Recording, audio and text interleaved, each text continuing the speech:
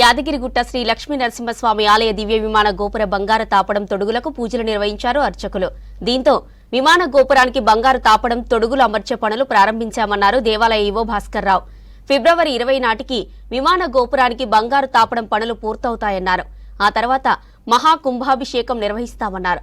బంగారు తాపడం దివ్య విమాన గోపురాన్ని సీఎం చేతుల మీదుగా ప్రారంభించామన్నారు ఈవో. ఆలయంలో జరిగిన పూజా కార్యక్రమంలో జిల్లా collector Hanumantharao, YTDA vice chairman Kishan Rao, EO Bhaskar Rao, అర్చకులు పాల్గొన్నారు.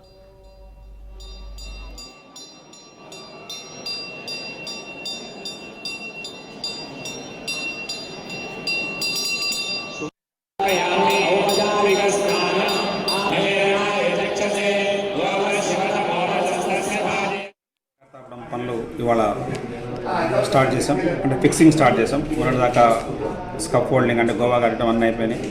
అంతకుముందు ఈ పూజలు చేసి ఆవాహనం చేయడం జరిగింది. ఇవాళ నుంచి పనులు స్టార్ట్ చేస్తే ఇవాళ నుంచి ఫిబ్రవరి 20 కల్లా ఇది కంప్లీట్ అవుతుంది. ఫిబ్రవరి 20 తర్వాత మహాకుంభాభిషేకం జరిపించేసి గౌరవ ముఖ్యమంత్రి చేతుల మీద మళ్ళీ విమాన గోపురాన్ని సార్ ప్రారంభిస్తారు. దానికి సంబంధించి ఇవాళ ఫిక్సింగ్ పనులు స్టార్ట్ అయినాయి. అంటే వచ్చినాయి. మనము దాదాపు 11,000 SFT ఉంది గోపురం. 48 అడుగుల ఎత్తు గోపురం కాబట్టి 11,000 SFT సంబంధించిన వెహికల్కి సంబంధించి 2,300 ఫస్ట్ బ్యాచ్ వచ్చింది. వాటిని వాళ్ళ నుంచి ఫిక్సింగ్ స్టార్ట్ చేస్తారు. ఫిక్సింగ్ స్టార్ట్ చేసిన తర్వాత ఫిబ్రవరి 20 లాస్ట్ డేట్ అని చెప్పాం. వాళ్ళు కూడా దానికి కమిట్ అయ్యి ఎక్కువ మెంబర్సే వచ్చారు. మేము కూడా దానికి సంబంధించి వర్కౌట్ చేసుకొని ఇవాళ ఆ పని స్టార్ట్ చేసాం.